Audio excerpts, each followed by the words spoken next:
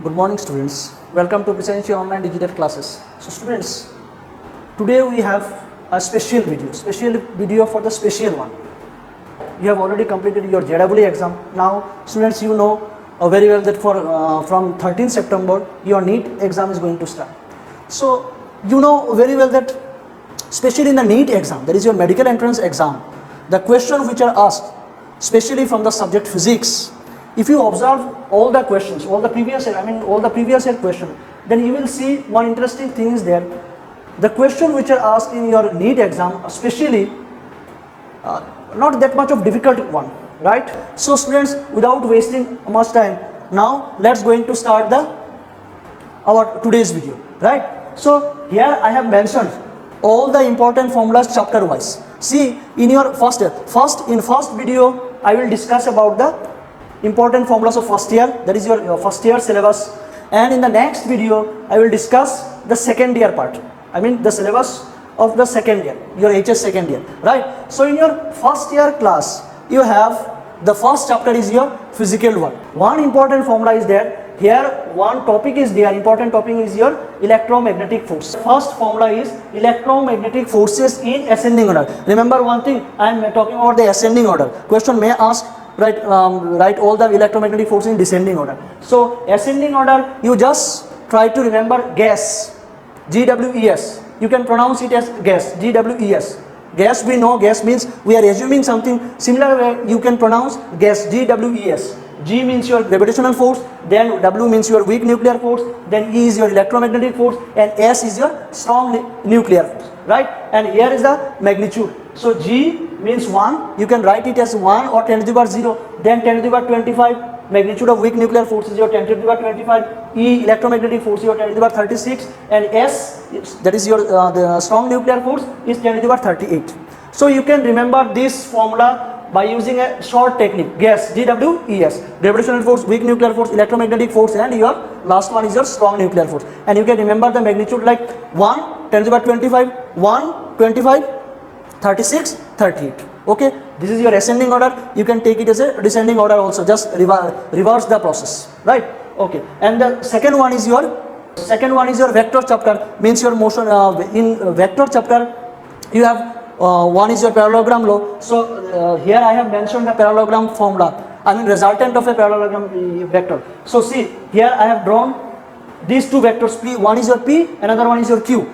The angle between P and Q is your theta, and the resultant is your R. You know the parallelogram law. I will not mention the parallelogram law. I am just talking about the formula. So your resultant formula is, if the two vector is your, one is your A and the another one is your B, and the angle between A and B, say here I have mentioned P and Q. If one vector is your P, second one is your Q, then if the angle between P and Q is your theta, then your resultant would be root over P square plus Q square plus 2PQ cos theta. You should remember this angle. Angle is the, see here two angle is there, so you may confuse. So your angle theta is your angle between P and Q. So angle between P and Q. So I have written P square plus Q square plus 2PQ cos theta. And you have to remember this angle also.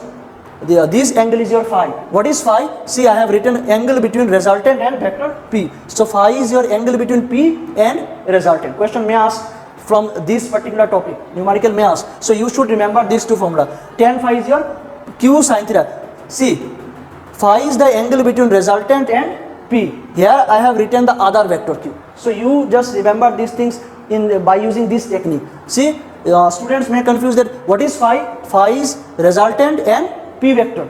Resultant and P vector. And here I have mentioned that tan phi is your Q sin theta. Sin theta is along with Q. Q means another vector.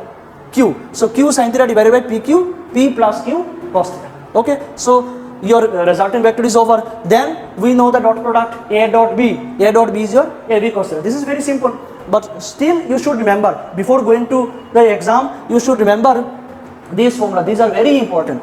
Second one is your, this is your dot product, and the second one is your cross product. So A cross B. A cross B is your, we can write it as like this. I cap, first you have drawn something like matrix, and you know these things. So I cap, J cap, K cap, and here I have written AX, AY, AZ. AX means A can be written as AX I cap plus AY J cap plus AZ A cap.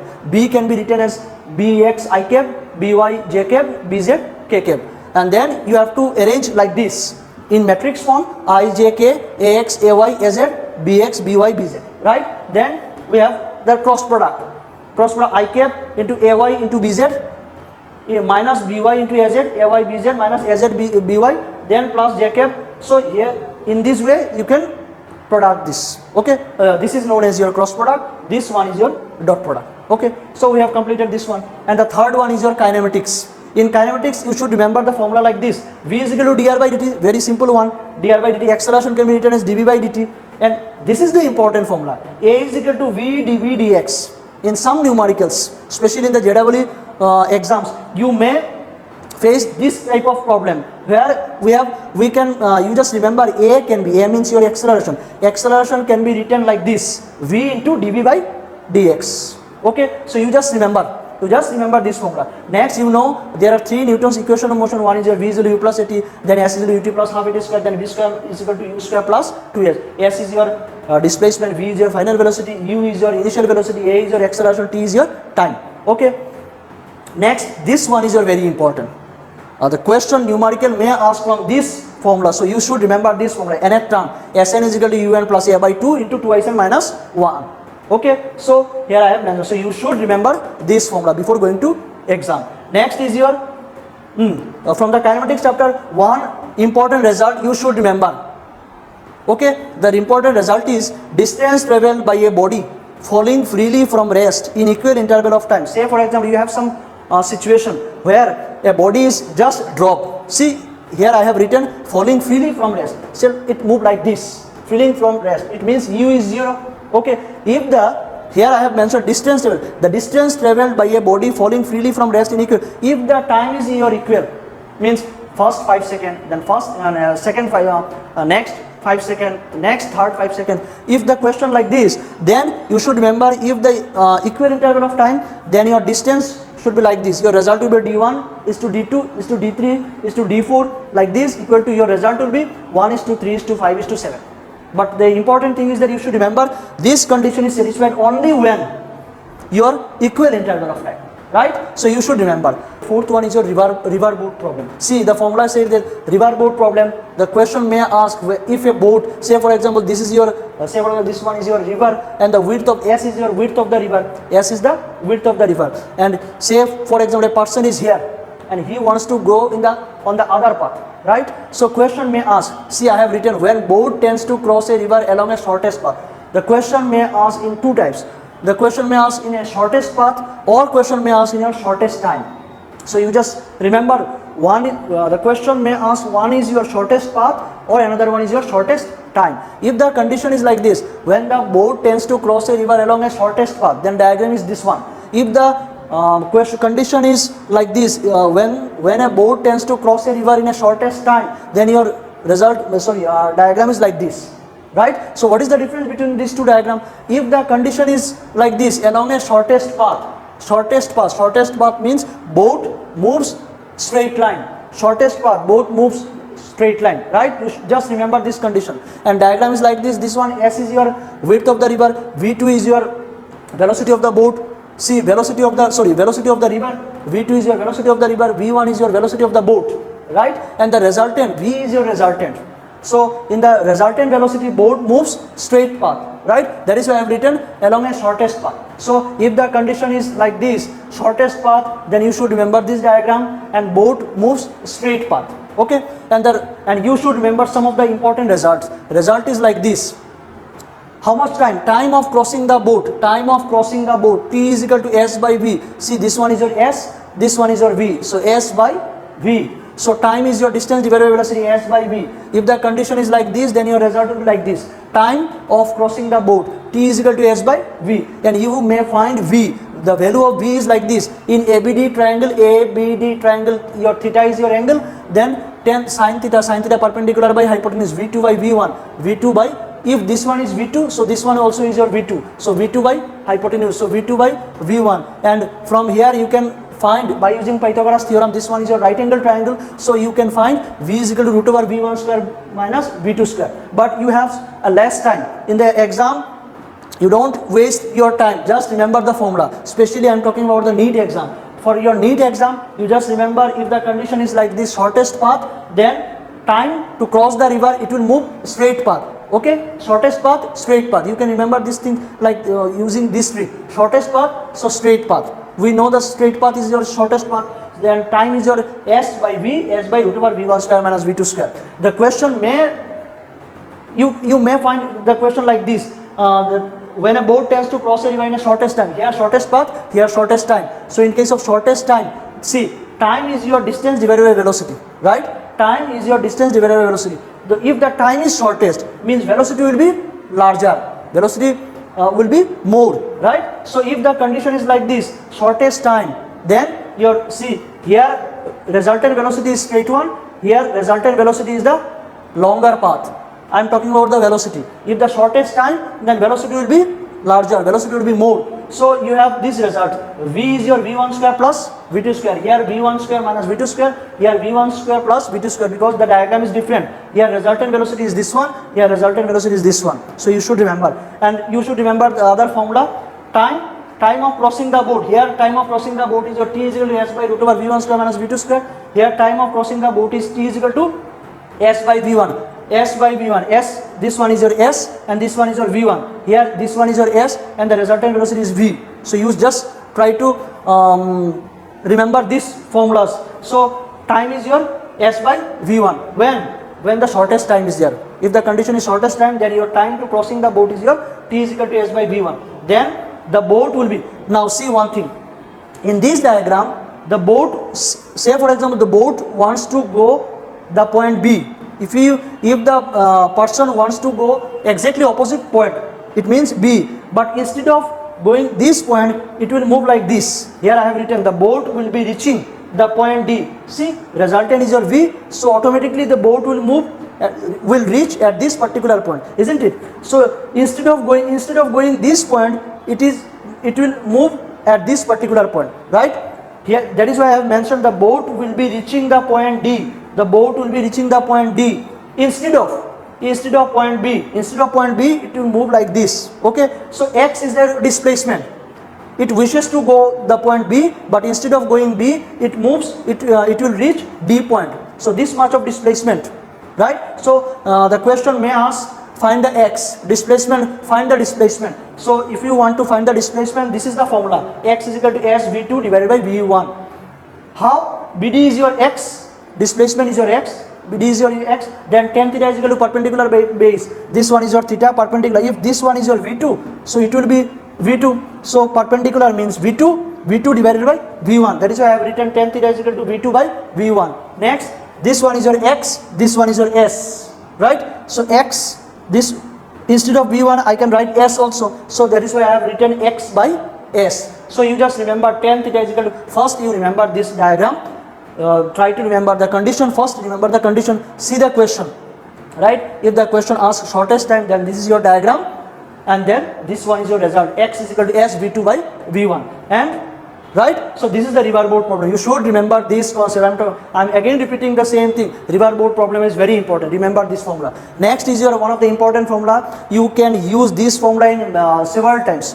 Lewis theorem. Lewis theorem says that if the condition is like this, concurrent forces. See, there are three forces. In that particular point, there are three forces are acting. F1 is acting like this, F2 is acting like this, and F3 is acting. It means there are three concurrent forces. Why I have talking? You know what are concurrent forces. So if the condition is like this, then your formula is F1 by sin alpha is equal to F1, F2 by sin beta is equal to F3 by sin gamma. But you just remember the angle, force. The angle is opposite to that force. If F1 is there, then its exactly opposite angle is your alpha. That is why I have written sin alpha. So you can remember this formula like this. If there are three concurrent forces, it means first condition is it should be concurrent. Then there are three forces F1, F2, F3, and there are sign value. So you just remember this angle opposite to the force. Angle is opposite to the force. See beta exactly opposite to the F2. That is why F2 by sin beta, and gamma is exactly opposite to the F3. That is why I have written F3 by sin gamma. So F1 by sin alpha is equal to F2 by sin beta is equal to F3 by sin gamma. So, and the next one is your fifth one. Fifth one talking about the vertical circle. This is also very important. So we know the vertical circle. Say for example, a particle is moving in a vertical circle, right? So if the particle is moving in a vertical circle having radius r, it has 3 points. we will talking about the 3 points. One is your L is your lower point, this one is your M, this one is your M means your middle point, and the last one is your highest point, is your H, highest point. L lower point, M is your middle point, third one is your H is your highest point. Okay, so you just remember this equation. First you remember, if the question asked from the vertical circle, you should remember this equation: T minus mg cos theta is equal to mv square by r. T is your tension. See, a string is hanging, a string is hanging, and the particle is here. Okay, T is your tension, and this mg is your the weight of the particle. Say particle is like at this particular time, particle is here, so it has mg, and here we have resolved the mg. One is your mg cos theta, another one is your mg sin theta. So T is exactly, T means your tension is exactly opposite to the mg cos theta, and it is moving. If the particle is moving in a circular motion, then we know that we can use centripetal force, and the centripetal force is your mv square by r. So you should remember this equation: T opposite to the mg cos theta. So T minus mg cos theta, T minus mg cos theta is, since it is moving, so mv square by r. R is your radius, m is your mass of the particle, v is the velocity of the particle, and cos theta you know. So you remember this equation. This is very important. You can solve any numericals, especially from the vertical circle, by using this equation: T minus mg cos theta is equal to mv square by r. Very important. So, and next you just remember this results, final result. Just use this formula, just remember this formula, and you can directly solve, you can directly attempt any question. See, I have mentioned all the result. First one is your at the lowest point. Lowest point means this one. Lowest point, theta is your 0 degree. Theta means this one is your theta is equal to 0 degree. Particle, instead of the here, say for example it is at the lowest point means it is here. Okay, so your result is at the lowest point means this one. At the lowest point, theta is equal to 0 degree. You should remember theta is equal to 0 degree. And TL means at this point, tension is your mv square divided by r. See, VL means velocity at the lowest point, mv square L divided by r plus mg. Theta is 0 degree, so it will be TL is equal to mv square. This one will be mv square by r plus mg. Theta is equal to 0 degree, so it will be like this. So TL is, you should remember. Okay, if the instead of this one, if the particle is here, means highest point means theta is your 180 degree. Theta is your 180 degree. Okay, so at the highest point, theta is your 180 degree. So TH is equal to mv square divided by r minus mg. Cos theta is equal to 180, theta 180 degree means minus 1. So mv square divided by r minus mg. So you should remember this one. I have completed a lowest point and a highest point. Okay, next 2 is our next. 3 is your minimum velocity at the highest point. Here at the highest point, question may ask what is the minimum velocity at the highest point in case of vertical circle. So at the highest point, minimum velocity is your root over gr. You just remember this result. At the highest point, minimum velocity is your root over gr. G is your acceleration due to gravity, r is your radius. Okay, next fourth one, minimum velocity at the highest point. Sorry, minimum velocity at the lowest point. It should be lowest point. Okay, minimum velocity at the lowest point. This one is your minimum velocity at the highest point. This one is your minimum velocity at the lowest point. So minimum velocity at the lowest point, VL. That is why I have written VL. VL is equal to root over 5gr. In highest point, root over gr. In lowest point, root over 5gr. Root over 5gr. Here you should remember this tension also. In lowest point, TL is your 6 mg. 6 mg. Just remember, repeat this one. At the lowest point, VL is your root over 5gr. At the lowest point, tension is your 6 mg. So 6 mg. Okay, next fifth one. Fifth one, when the string is horizontal. Horizontal means at this particular point. Here it is in vertical, here it will be in horizontal. So instead of horizontal, you can remember at the middle point. So when the string is horizontal, theta is your 90 degree. It will move like this. So theta will be 90 degree. If the theta is equal to 90 degree, then at the horizontal point, at this point, you can write VH or you can write VM. Same thing. So VH is equal to root over 3gr. Here root over gr, here root over 5gr, here root over 3gr, and Tm is your 3mg. So you can easily remember 3gr, 3mg. One is your under root, another one is 3mg.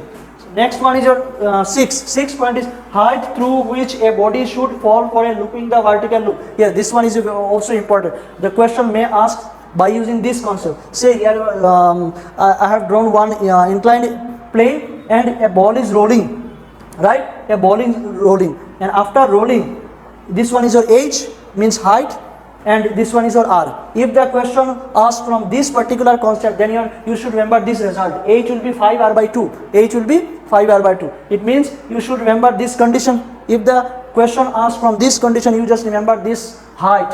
Question may ask from this height. So just remember the result. H will be 5r by 2.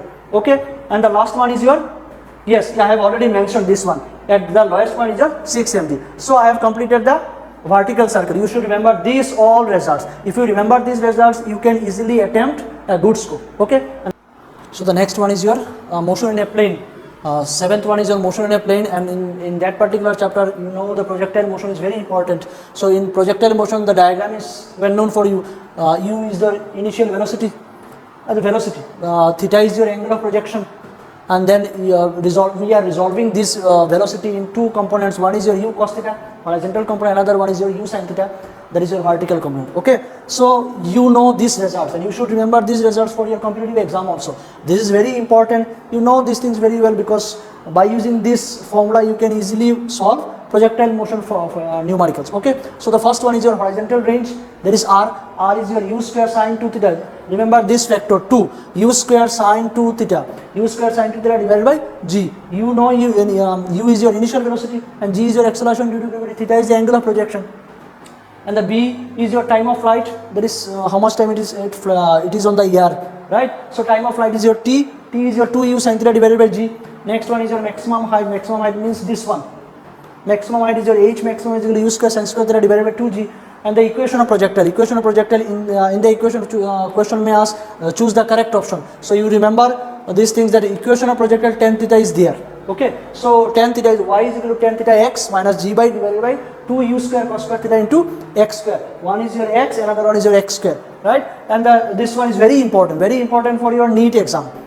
Path of projectile is your parabola shape, right? Y is equal to x square, y depends on x square, so path is your parabola. Next one is your, this one is a projectile, another projectile is a, this question may have, this one is a little bit tough, right? It means we are projecting an object in an inclined plane. Here we are projecting an object in a plane surface.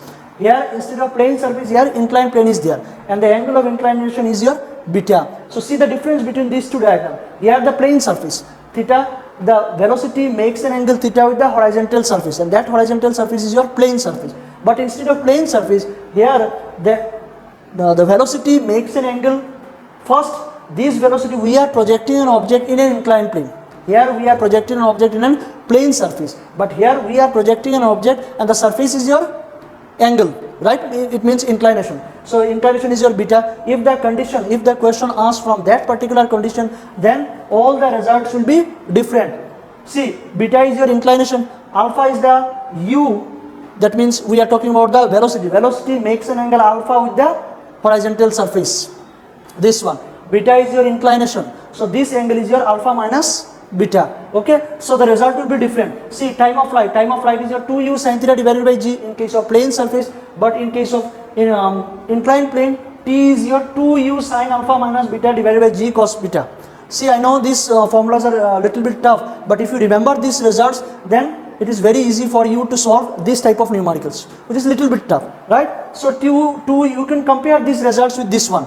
Here 2u sin theta, here 2u sin alpha minus beta, means angle between this one, alpha minus beta. 2u sin alpha minus beta divided by this one is g, here one extra term is added, g cos beta, right? So the next one is your maximum height. Maximum height is your h is equal to u square sin square theta divided by 2g. Here u square is present, 2g is present, sin square is present, but only difference is angle is different. Here sin square theta, here sin square alpha minus beta. See, you can remember this trick. Here theta is present, but instead of theta, here alpha minus beta is present, alpha minus beta is present, alpha minus beta is present. And what is alpha minus beta? Here you can easily remember what is alpha minus beta, right? So see the differences. So maximum height is your u square sin square alpha minus beta divided by 2g cos beta. Here u square sin square theta divided by 2g. Okay, and the last one is your range. Range is your u square sin 2 theta divided by g. Here also 2u square sin alpha minus beta cos alpha divided by g cos square beta. So this one is your from projectile motion. Chapter is your circular motion. So in the circular motion, you know this topic, vehicle on an inclined plane, a car is moving on the banking of the road. You know the theoretical part is, you have all the idea about the theoretical part. Now the important formula is if the condition is, there are two conditions in circular motion. One is your maximum safe speed when friction is 0. When friction is absent, then maximum safe speed. Right? So maximum safe speed is, diagram is like this. A car is moving in an inclined plane. Say the inclined plane is theta. Angle is your theta, and this car is moving in an inclined plane. Mg is the weight of the car, and this one is your normal reaction. Normal reaction is your n, and we are resolving this n into two parts. One is your n sin theta, another one is your n cos theta and n sin theta. Right? So if we compare this all the values, then we have n sin theta is mb square by r, n cos theta is equal to mg. So tan theta will be v square divided by rg. So v will be root over rg tan theta. This is important. Right? If you want to solve the numericals on this concept, then you have to remember this formula. V is equal to root over rg tan theta, and this is your maximum safe speed. So question may ask from this topic, maximum safe speed, and you should remember here friction is absent. So the condition is, if the friction is absent and the car is moving in an inclined plane, then the maximum safe speed. So maximum safe speed is your V is equal to root over rg tan theta, rg tan theta. Okay. So the next one is your speed more than maximum speed. Here friction is present. Former one is earlier one is your maximum. We want to find maximum speed. Here friction is 0. Here friction is present. So if the friction is not equal to 0, then V is equal to root over mu plus tan theta divided by 1 minus mu tan theta into rg. Again repeating, V is equal to, if the friction is present, then this is the formula. If the friction is equal to 0, it means friction is absent, then maximum safe speed is your V is equal to root over rg tan theta. So the next chapter is your laws of motion. 11th one is your laws of motion. So in the laws of motion, you have force. So in the laws of motion chapter, it deals with force, especially force. So F is equal to dp by dt, rate of change of momentum. Okay. So here I have substitute in place of P. Here I have substitute mb. It means linear momentum P is equal to mb. Okay. Then I have differentiate. Now see, remember, important thing is that if the m is constant, then m will be the outside of the ddt. So the result will be m into ddt v. So ma will be the result. If the m is changing, say in case of, for example, rocket propulsion. So we know that in the rocket propulsion, m is not conserved, mass is not conserved. So in case of in that particular case, you can use this formula also. What will be the formula? Here m is also variable. So m dv dt plus v dm dt. dv dt we can write this term as a. This is your acceleration. So ma plus v dm dt. See, the important thing is that here m is variable, not conserved. Okay. And the next condition is there. This, say for example, this one, first condition in the laws of motion. The question may ask from this particular condition also, right? You may face this type of condition where you can use this concept, right? So the concept is, say for example, a particle is hanging. A particle is hanging in a string. Say for example, a string is, there are two rigid support. Say for example, a string is tightly bound between two rigid support. Okay, and we are hanging one object is hanging. So the diagram will be like this, the new position of the string. So you may face this type of question also. So here I have, since here one string is there, so tension will be same. So T, right? The object is here, so the object is here, so the weight of the object is your mg, and you can resolve this T. So we have two components. If we resolve this T, see, remember one thing, if the one string is there, so for one string tension is same at every part. If that string is different, so tension will be different. See here, only one string is there. If the one string is there, then here I have also mentioned T, here also mentioned T. Okay, if the condition is something like it, if you face a different condition, say for example, we have two strings, right?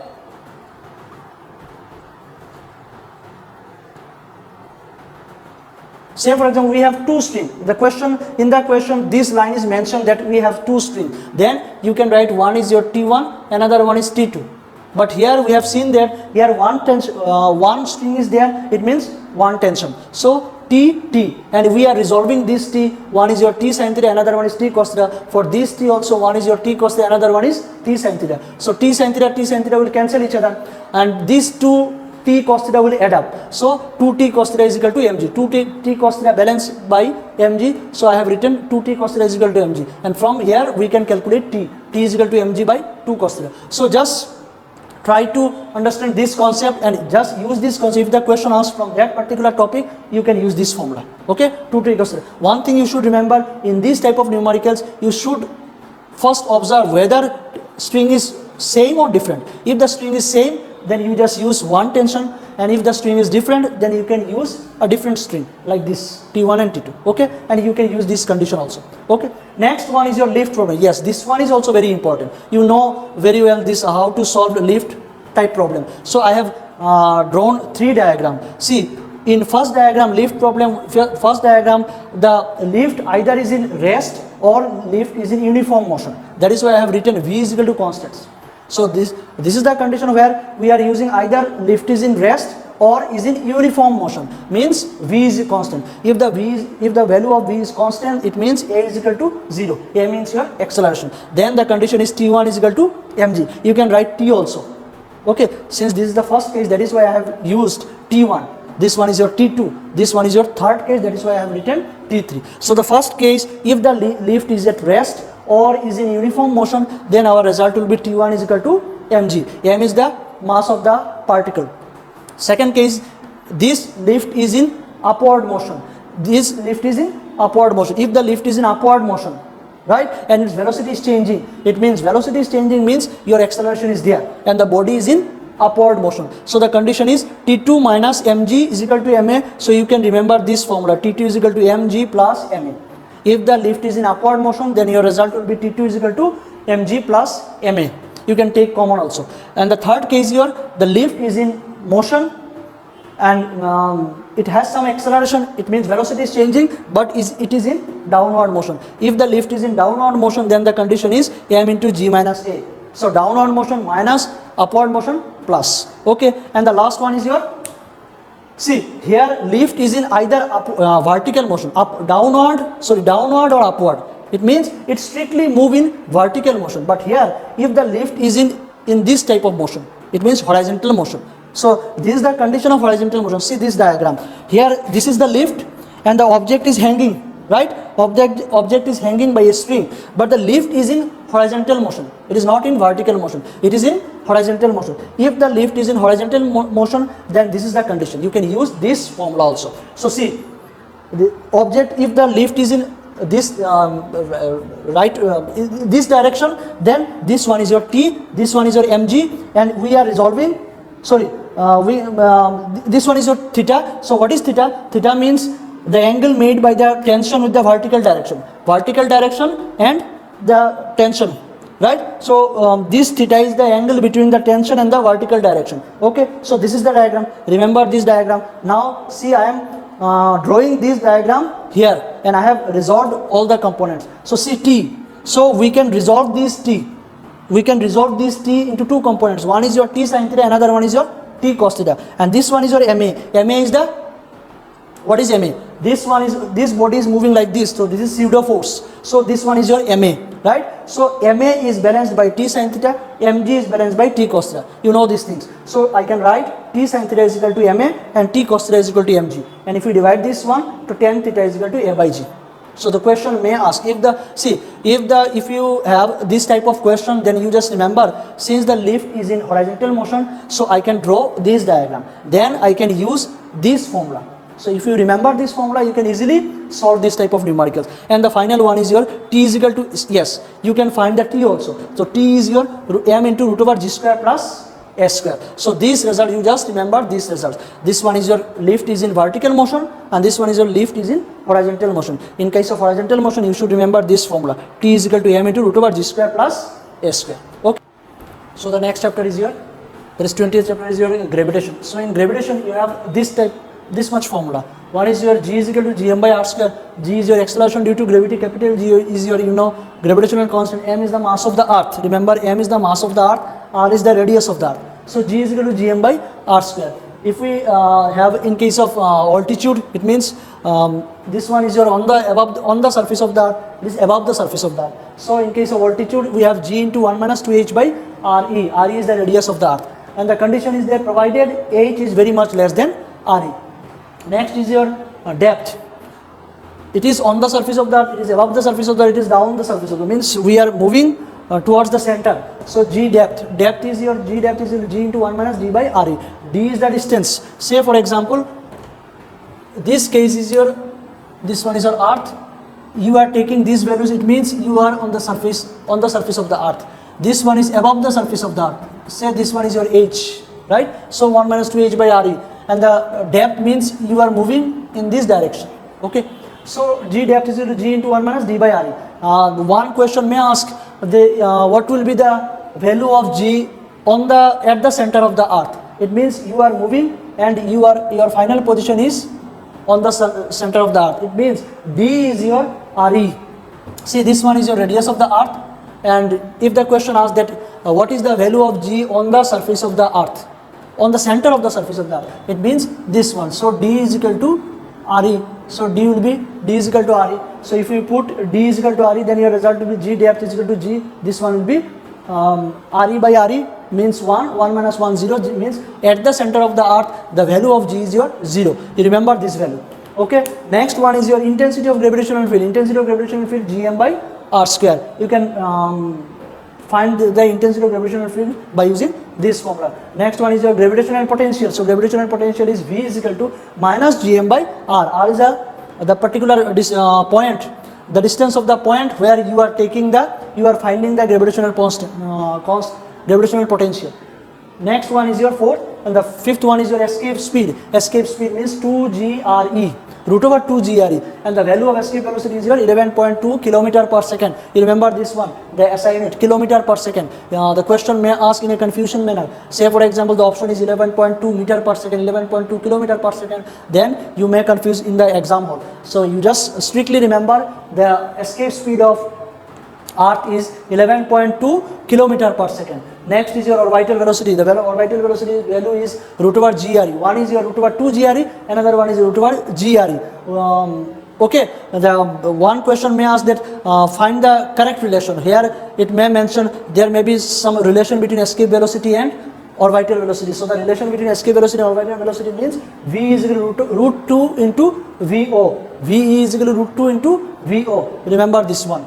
Next one is your Kepler's third law, T square proportional to A cube. So using this formula you can solve any type of numericals on the basis of Kepler's law. So T1 square divided by T square is equal to A1 cube divided by A2 cube. So you should remember T square proportional to A cube. T is your time period of satellite. Next is your rotational mechanics. See, there are so many formulas are there in gravitational chapter, but we are taking only the most important one. Okay. So the next one is rotational mechanics. Rotational mechanics, in that particular chapter, this chapter is important for your JEE exam, but in case of NEET exam also, various question, a different conceptual question may ask from this chapter also. So you should focus on this chapter also. So see, what are the important formulas you may find in this chapter, rotational mechanics. First, you should remember the moment of inertia. Moment of inertia, see, I am drawing so many cases. You should remember all the cases. First, in case of rod, a rod is there and we are trying to find the moment of inertia in the center of mass. Here we are taking, that is why I am drawing the axis. So in case of, if you are finding the moment of inertia in the middle of the rod, it means center of mass, then your formula will be I is equal to ml square by 12. If we are trying to find the moment of inertia at one end of the rod, means here, either here or here, then your result will be I n is equal to n means end of the rod. It may be this end or it may be this end. So formula is ml square by 3. So in case of center of mass, ml square by 12. In case of one end of the rod, your result will be ml square by 3. ml square by 3. You can check the formula also. In your NCERT books, it is mentioned ml square by 3. Okay. Next one is your ring. In case of ring, see, we are taking the moment of inertia in case of ring, the formula of ring is your mr square. In case of disc, it is half mr square. Next one is your, in case of solid cylinder, half mr square. Then we are taking some difficult one. The question may ask from this concept also. Next, see, center of mass, we are taking the center of mass. In case of ring, half ring, we are taking half ring. If half ring is given and the question asks to just try to find the moment of inertia, center of mass in case of half ring. So half ring, see, r is the radius of the ring and see here the center of mass. So this one y center of mass, if we are taking y center of mass, then our result will be 2r divided by pi. So if the question asked in your exam that find the center of mass for a half ring, then your result will be 2r by pi. You just try to remember the result, only result. So the next formula is your formula number 24. 24 is your angular momentum. Angular momentum L is equal to I omega. You know this formula. Next, torque tau is equal to I alpha. I is your moment of inertia. Alpha is your angular acceleration. Then we know tau is equal to dl by dt. Tau is equal to dl by tau is your torque. L is your angular momentum and rate of change of angular momentum. Right? Tau is equal to dl by dt. Now, if the question asks, the situation may comes in like there is no torque. It means in the absence of torque, tau is equal to 0, so dl by dt is equal to 0. Then L is equal to constant. We can find L is equal to constant, and we know L is equal to I omega. So I omega is equal to constant. And from here I can write I1 omega 1 is equal to I2 omega 2. And I can assure you that students, by using this equation, that is I1 omega 1 is equal to I2 omega 2, you can solve a many problem. Okay, question may ask from this portion. So you just remember this equation. I1 omega 1 is equal to I2 omega 2. This is your conservation of angular momentum condition. Okay, now if you replace omega 1, omega can be written as 2 pi by t. So I have replaced 2 pi by t1, 2 pi by t2. 2 pi cancel, ultimately I1 by t1 is equal to I2 by t2. So you can use this formula also in many numericals. Okay, so I have written all the formula related to your angular momentum. Next one is your power. Power is equal to P is equal to tau omega. Right? So tau is your torque, P is your power, omega is your angular velocity. Next, 26 number. Acceleration of a body rolling down a rough inclined plane of inclination theta. Now the condition may, you may face this type of question, say if you have an inclination and the inclination is your angle is theta and a body is rolling, now find the acceleration of that body which is in rolling motion. Then the final result is your acceleration is equal to mg sin theta divided by m plus I by r square. Now see, m is the mass of the body, g is, you know, acceleration due to gravity, sin theta divided by m plus I is the moment of inertia. So different body, if the solid sphere is moving, so you can use this formula of a moment of inertia of a solid sphere here. If the body is ring, then we can use the moment of inertia formula of ring. So you just replace the formula of moment of inertia, and from here you can find the acceleration. Next is your, if we cancel the m, then finally in this k is your radius of gyration. So if in the question radius of gyration is given and the question demands that you just try to find the acceleration, then in case of radius of gyration, your formula will be like this: a is equal to g sin theta divided by 1 plus k square by r square. So you just remember these formulas, right?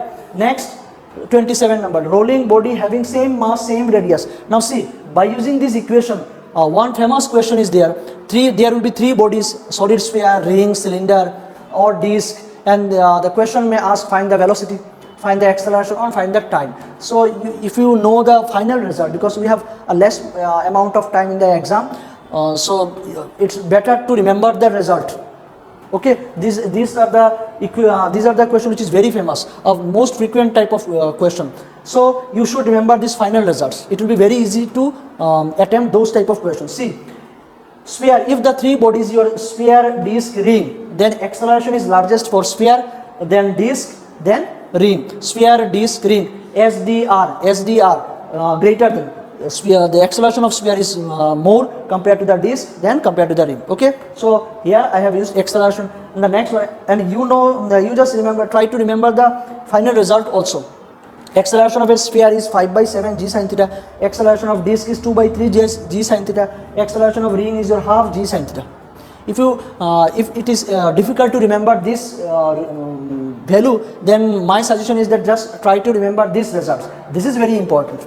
Okay, so then this one is your acceleration, and the next one is your same condition. Mass is same, radius is same. Here the condition is mass is same, radius is same, and the body is rolling on an inclined plane, and we are measuring some values. First I have found velocity, then this one is your velocity, and the third one is your time taken to move.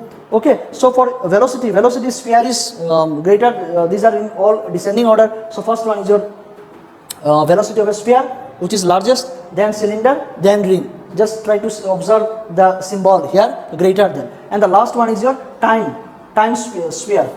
Time of sphere is smallest, then disc, then hollow sphere, then ring. Here I have used less than. Okay, so you just remember these formulas. So I have completed the rotational mechanics chapter also. Next we will start another chapter. Okay, So the next one is the chapter is your fluid mechanics. So in fluid mechanics we have these formulas.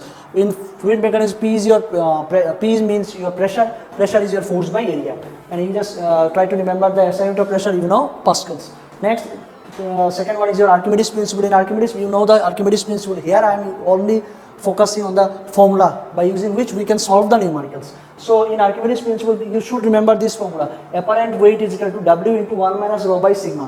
What is W? W, this W is, you know, the apparent is mentioned, means apparent weight, and this W is your actual weight of the body. One is one. Next, rho means liquid density, the liquid where you have placed in a body, and the sigma is the density of the body. It means the apparent weight is equal to actual weight into 1 minus rho by sigma. Rho is your liquid density and sigma is the density of the body. Next one is your Bernoulli's principle. In Bernoulli's principle, P, this is constants. Total energy is constant. Total energy means pressure plus half rho v square, kinetic energy plus rho gh, potential energy is equal to constants. So using this formula, you can solve some of the numericals, the important one numericals. Next one is you should remember this compressibility. See, I have missed one topic, is your properties of matter. After the completion of this properties, fluid mechanics, I will discuss, or I will try to produce the formula which is related to the properties of matter. So in properties of matter, I will again discuss about the compressibility. Okay, here I have suddenly I have written this one, so you just try to remember what is compressibility. This topic is actually on the properties of matter, where Young's modulus and bulk modulus is present. But you just remember what is compressibility. Compressibility means reciprocal of bulk modulus. What is bulk modulus? Bulk modulus, K is your PV by del V. So compressibility, you can write compressibility like 1 by K, bulk, reciprocal of bulk modulus, or you can remember this compressibility like del V divided by PV. Okay, V is your volume, P is your pressure, change in volume. Del V by B means your change in volume. I will again discuss the formula related to this chapter later on. Right, the fourth one is your angle of contact. So you know angle of contact, the value of, I am just focusing on the formulas, right? I am not explaining about the theory part you know very well. You just try to remember the formulas or the result. So see, angle of contact, if the angle of contact is less than 90 degree, they weight the surface of the well, right? So it means if the angle of contact is less than 90 degree, the body weight the surface well means body weight. If the angle is greater than 90 degree, then does not weight. Just remember this result. And you just try to remember some values. If the angle of contact is between water and glass, then it is 8 degree. If mercury and glass, then 138 degree. If pure water and silver, then angle of contact is your 90 degree. Okay. Number fifth one is your viscosity of a gas. You just remember one important thing is dimension of viscosity. Dimension of viscosity is your m1 L to the power minus T to the power minus 1. Okay, you just remember. I have not mentioned or I have not explained this one. So you just remember the dimension of viscosity is m1 L to the power minus 1 T to the power minus 1. Means before going to the exam, you just remember this dimension. This is very important for your competitive exam. Okay, next one is your viscosity of a gas increases with temperature. Yes, these things are important, very important for your NEET exam. In NEET exam, this question may ask. It means viscosity of a gas. You just try to remember the gas. Viscosity of gas increases with the temperature, means it directly proportional, and the relation is eta means your coefficient of viscosity directly proportional to root T. T is your temperature. Okay, this is in case of gas. Now in case of pressure, viscosity of gases is independent of pressure. It means viscosity does not depend on pressure, but in case of temperature it is directly proportional. Okay, and the relation is this one, eta proportional to root over T. Next, viscosity of liquid decreases with increasing its temperature. It means in earlier classes we have discussed about the gas. Now we are taking the example of liquid. So in case of liquid, viscosity of liquid decreases with the increasing temperature. Means viscosity in case of liquid is inversely proportional, okay, with the temperature. Next one is your Reynolds number. This number is also very important. Reynolds number, you just remember this final result. The formula. Reynolds number R is equal to sigma VD divided by eta. What is sigma? Sigma means your density of liquid. What is eta? Eta means your coefficient of viscosity. Then V is your velocity of the liquid. Then D is the diameter of the pipe. So you just remember what is the formula of Reynolds number. Reynolds number is your R is equal to sigma VD divided by eta. Okay. Now you just remember one another formula. Reynolds number. The question may ask whether the motion is a turbulent or laminar. So by using the Reynolds number, we can find the type of motion, the type of liquid is. So if Reynolds number is less than 1000, if Reynolds number is less than 1000, then the flow is your laminar flow. If the Reynolds number is greater than 2000, then the flow is turbulent. So you just remember the condition of flow of tube, sorry, flow of liquid. Okay, laminar and turbulent, less than 1000 and greater than 2000. Okay, the next one is your seventh one. Seventh one is your Poiseuille's formula. Poiseuille's formula. So Poiseuille's formula states that Q is equal to V by T. What is Q? Q is volume of a liquid. Volume of liquid. Q is equal to V by T. V is your velocity. Q is the volume of liquid. Next, the formula is Q is equal to pi P r to the power 4 divided by 8 eta L. Okay, pi P r to the power 4 divided by 8 eta L. Okay, now pi is the value 3.14. Next, P by L. P by L means pressure by length, means pressure gradient. That is why I have mentioned P by L is your pressure gradient. Okay, next one is your Q. Q is the volume of liquid. Next, R. R is the radius of the tube. The tube which you are measuring. The tube where the liquid is flowing means R is your radius of the tube. Okay, V is the velocity of the body. Next, sorry, this one is like this. Okay, so you just remember Poiseuille's formula. Poiseuille's formula is pi P r to the power 4 divided by 8 eta L. Eta, you know, coefficient of viscosity. Okay, the last one is your, okay, the eighth one is your Stokes law, and you know this formula. Stokes law is force is equal to 6 pi eta RB. 6 pi eta RB. F is the force, eta is the coefficient of viscosity, R is the radius of the body. I am talking about the spherical drop or any spherical body. Then V is the velocity of the body.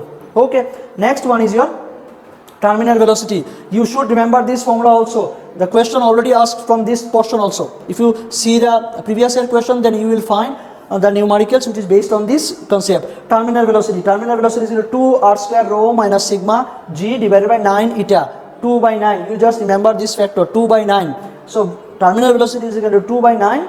So 2 r square rho minus sigma divided by 9 eta into g. And you know all the factors. Rho is your density of the body, sigma is your density of liquid, V is the velocity, and R is the radius. Okay, so students, I have explained everything regarding your fluid mechanics. Next, so the next one is your 30th. 30 number is surface tension. Surface tension is T is equal to F by L, right? So T is equal to F by L. Next one is your splitting of bigger drop. See, you may face this type of question. This is also very important topic where a big drop is present and it is splitting. Now you want to find the radius or something like work energy. So you just remember this formula, splitting of bigger drop into smaller drop. Here we are using 4 by 3 pi r cube. It means volume of a bigger drop, and n is the number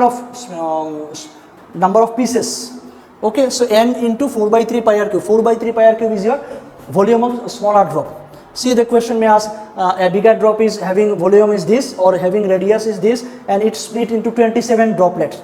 One question is there in your NCERT books. So n is your 27. Okay, n is equal to 4 by 3 pi r cube. From here you can find r is equal to n to the power 1/3 into r. So you can remember the direct formula also. The relation between small r and capital R is your capital R is equal to n to the power 1/3 into small r. If the 27 drop is splitting, it means n is equal to 27. Okay, next, work done. Work done is equal to change in surface energy. Question may ask, find the work done. So we know work done is equal to change in surface energy, and you just remember this direct formula, 4 pi r square into T into n to the power 1/3 minus 1. What is T? T is your surface tension. So 4 pi r square into T to the power n small n to the power 1/3 minus 1.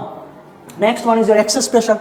The formula of excess pressure in case of liquid and in case of soap bubble. In case of liquid, 2T by R, T is your surface tension, R is your radius. Okay, radius of that drop. Next one is your, if the liquid is present, it means the excess pressure is 2T by R. If in case of soap bubble, it is 4T by R. Okay, next one is your capillary rise. The height of the capillary is 2T cos theta divided by R rho G. T is your surface tension. And you know the R is the radius of the that capillary tube. So capillary rise is your H is equal to 2T cos theta divided by R rho G. You can remember the direct formula. And the next one is your, yes, I have missed that chapter, so I am again discussing about the properties of matter. So in case of properties of matter, you have first formula is your Young's modulus. Young's modulus Y is equal to F into L divided by A into delta L. You know stress by strain. Stress is your F by A and strain is your delta L by delta L by L. So after calculating everything, we are the final result is Y is equal to F into L divided by A into delta L. You just remember this formula. Next one is your bulk modulus. Bulk modulus means relation between change in volume. So bulk modulus K is equal to P by minus del B by V. And here we have used compressibility. Compressibility is the reciprocal of bulk modulus. You just reverse the relation, you can find the compressibility. We have already discussed about the compressibility. So you just remember this bulk modulus formula. Here negative sign indicates that decreasing. Okay. Next one is your work done in stretching wear. Work done in stretching wear, the formula is work done is equal to half into stress into strain. So half. Stress means force by area, strain means delta L by L, and here we are using A into L. It means it is volume. Half into stress into strain into volume. Half into stress into strain into volume. So A into L is your volume. So if we after calculating everything, your final result is half into F into delta L. So you can remember this formula also, half into F into delta L. Okay, the next one is the next chapter. So I have completed the properties of metal, I have completed the properties of fluid mechanics. Your next chapter is your thermodynamics. So thermodynamics, in thermodynamics we have four processes: isochoric, isothermal, isobaric, adiabatic process. Okay, so in isochoric process, V is your constant, right? So I can discuss, okay, V is your constant, isochoric means volume is constant. So from here we can use this equation, P1 by T1 is equal to P2 by T2. And work done in case of isochoric process, W is equal to N CV del T. CV is your specific heat at constant volume. So W is equal to N CV del T. You can use this formula, and by using this formula you can solve various numericals. Next one is your isothermal process. In isothermal process, T is your constant. Here V is constant, here T is constant. Okay. So in T, if T is constant, your work done is N RT ln V2 by V1, or you can write N RT ln P1 by P2. This is in terms of pressure, this is in terms of volume. And you can ask what is ln. So by just multiply this value with 2.303. So we can convert natural logarithm into logarithm by 2.303 multiplying. So you can write W is equal to 2.303 nRT log V2 by V1. Okay. So you can multiply this one in terms of volume. If the question asks, in the question if volume is given, it means you can use this formula. If the pressure is mentioned in your question, then you can use this formula, nRT ln P1 by P2. Just repeat these things before going to exam. You just try to remember this all formulas. So the next one is your isobaric process. Isobaric process means your pressure is constant. So V1 by we can write V1 by T1 is equal to V2 by T2. So work done in isobaric process, W is equal to NR T2 minus T1. Pressure is constant. So you remember this formula also, Cp by Cv is equal to gamma is equal to 1 plus 2 by F. What is F? F is your degrees of freedom. Okay, so 1 plus 2 by F. And the fourth one is your adiabatic process. In adiabatic process, Q is constant. 0 Q means your heat is 0, it means change in heat is constant. So in adiabatic process, Q is constant, and the equation of adiabatic process is Pv to the power gamma is equal to constant. Okay, you just remember this equation, Pv to the power gamma is equal to constant. I can write Tv to the power gamma minus 1 is also constant. From where we can use this equation? We can use by Pv is equal to nRT. If we substitute the value of P, then finally we can find Tv to the power gamma minus 1 is equal to constant. So for an exam, we have less amount of time, so you just try to remember the direct formula. Tv to the power gamma is equal to gamma minus 1 is equal to constant. And the work done in adiabatic process is W is equal to Nr Ti minus Tf divided by gamma minus 1. Ti is your initial temperature, Tf is your final temperature, and gamma you know the value Cp by Cv. Okay, so W is equal to Nr Ti minus Tf divided by gamma minus 1. And in terms of pressure, you can write P1 V1 minus P2 V2 divided by gamma minus 1. So efficiency of cycle. Efficiency, there is this one from your thermodynamic chapter. So you know the Carnot cycle. So efficiency of cycle is this. You just remember this diagram. This is Carnot cycle diagram. So source T1, working substance, and sink. You know the source, sink, and working substance. So Q1 is your heat from source, and the temperature of your source is your T1, and the T2 is the temperature of sink. So heat is coming from source via working substance, and then Q2 is the heat of that. After some work, after adding some working substance, then the final heat is your Q2. Okay, so Q1 is your initial heat, Q2 is your final heat, T1 is your initial temperature of the source, and T2 is your sink temperature. Okay, and the formula of efficiency is W by Q1. Q1 is your this heat. Okay, the heat coming from source. Okay, so W is your Q1 minus Q2. So if q1 minus q2, if you substitute q1 minus q2 divided by q1, so our final result is efficiency of cycle is your eta is equal to q1 minus q2 divided by q1. So you remember this formula. Next one is your refrigerator. So refrigerator is the reverse process. So the same diagram, you just see the direction.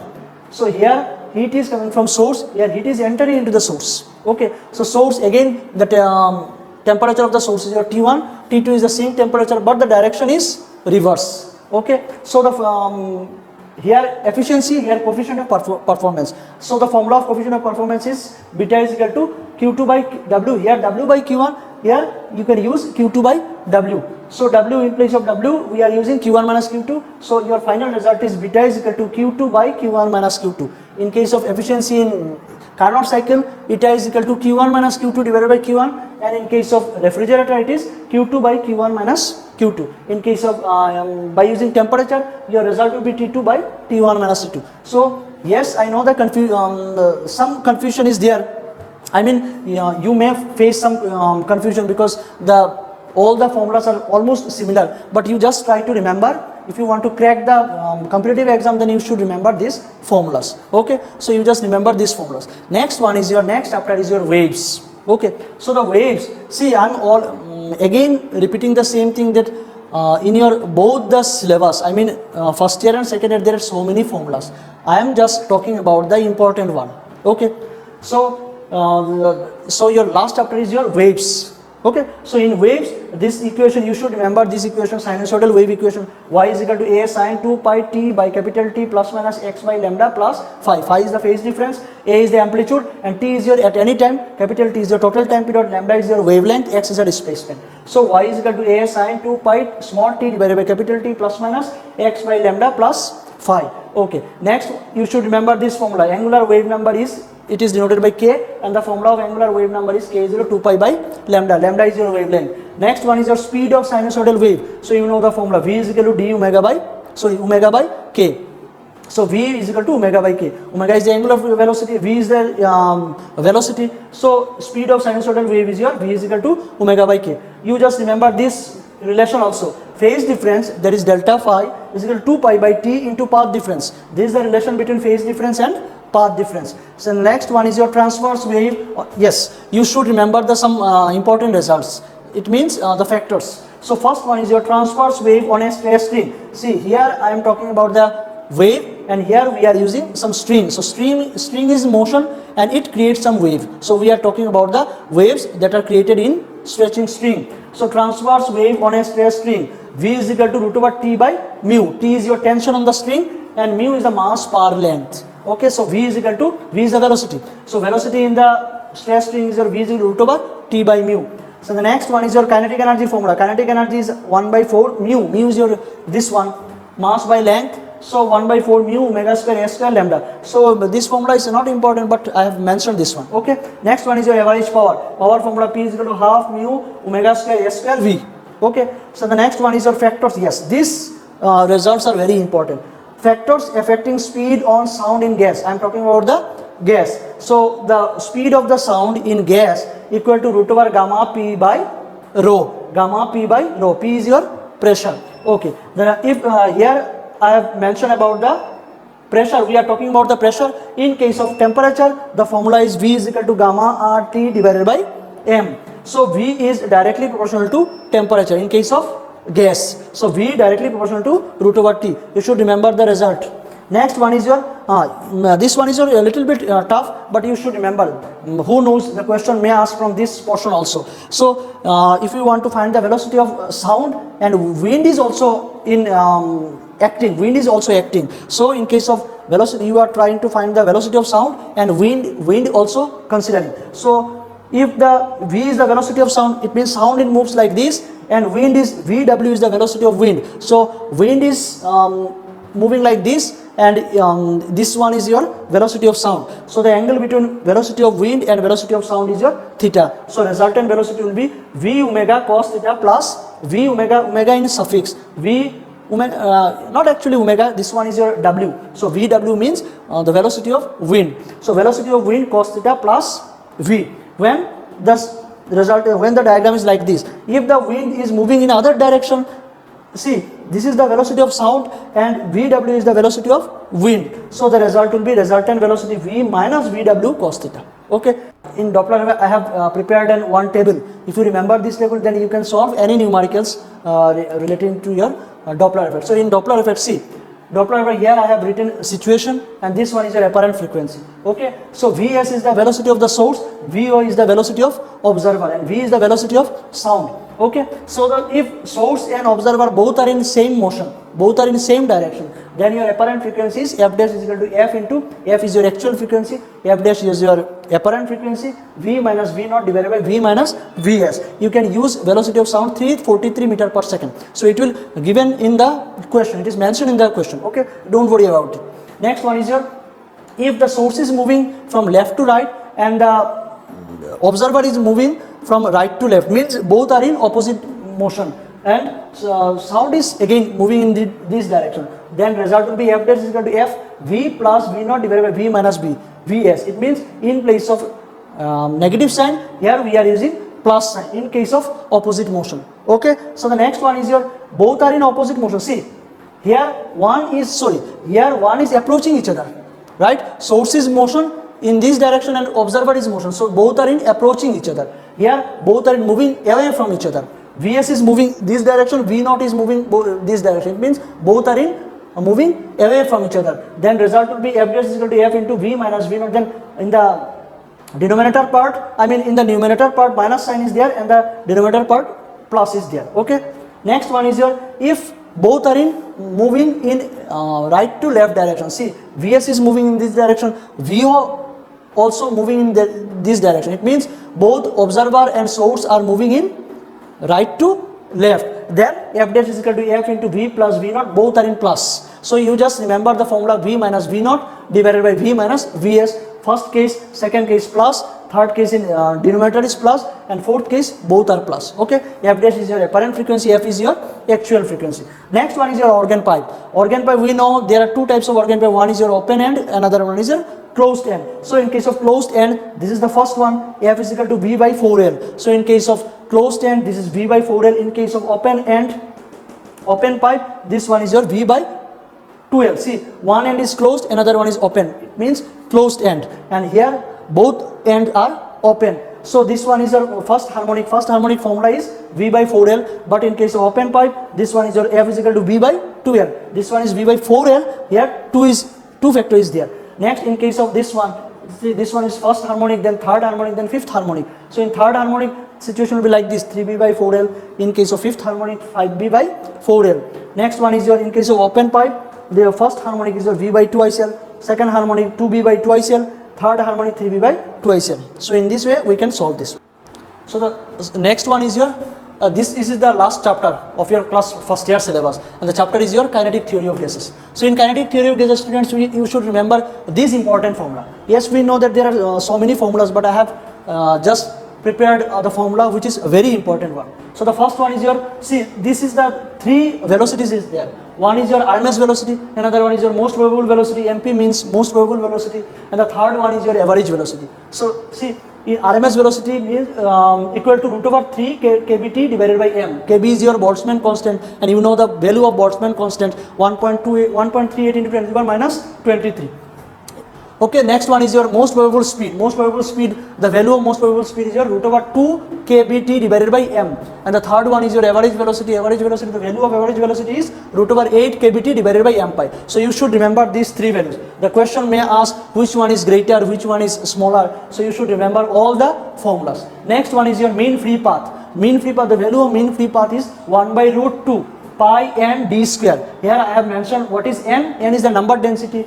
What is d? D is the diameter of molecule, right? D is the diameter of molecule, and root is root 2. There is root 2 factor is there. So you should remember this factor is also. Next one is your, see, I have prepared one important table. In this table, all the monatomic gas, diatomic gas, triatomic, linear, non-linear, their gamma value, their specific heat constant value, specific heat pressure, everything is mentioned in that table. So before going to exam, you should remember this important table. See the table. Here I have written atomicity. Atomicity means which type of gas it is. See, number one is monoatomic, and this one is your number of degree of freedom, Cp, Cv and gamma. Gamma means your Cp by Cv. So you just try to see the important number of degrees of freedom. See, in case of monoatomic, number of degrees of freedom is your 3. In case of diatomic, number of degrees of freedom 5. And in case of triatomic, now triatomic are two types. One is your linear atomic and another one is your non-linear. In case of linear molecule, number of degrees of freedom 7. In case of non-linear molecule, number of degrees of freedom is 6. In case of triatomic, and Cp value is 5 by 2 r, 7 by 2 r, 7 by 2 r, 4 r. You should remember these important results. And Cv is your 3 by 2 r, 5 by 2 r, 5 by 2 r, 3 r. And the gamma value is 5 by 3, 7 by 5, 7 by 5, 4 by 3. So I have mentioned, and the last one is your for mix. See, this is also very important formula. The question may ask from this portion also. This is very important for mixture of gas. I am talking about the gases. So for mixture of gases, molar specific heat at constant volume, this is the formula: N1 Cv1 plus N2 Cv2 divided by N1 plus N2. What is N1 and N2? N1 and N2 number of moles of two gases. So the question may ask your N1 value is given, Cv value is given, and the question demands that find the value of mixture of gas. So this is the formula. So students, I have completed all the important formulas of your class 11 physics, right? The most important one.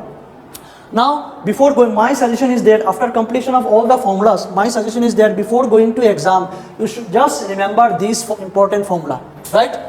And I can assure you that if you remember these important formula, then especially for the NEET exam, I have already discussed in the first portion of the video that in NEET exam, most of the questions are concept based, direct formula based. So if you the more you remember the formula, you can attempt a good score. And on behalf of all the faculties of Essentia Coaching Center, I would like to share one thing. Just while you are sitting in the exam, just be calm and try to attempt those questions which is I'm specially talking about your physics subject. So just try to choose those questions where you have just by using some direct formula or concept based, you can attempt those questions. So just try to solve the simpler one, and then if you have some time after solving everything, and especially being a physics teacher, though I am a physics teacher, but still I can suggest you that for NEET exam, if you want to crack the NEET exam, then first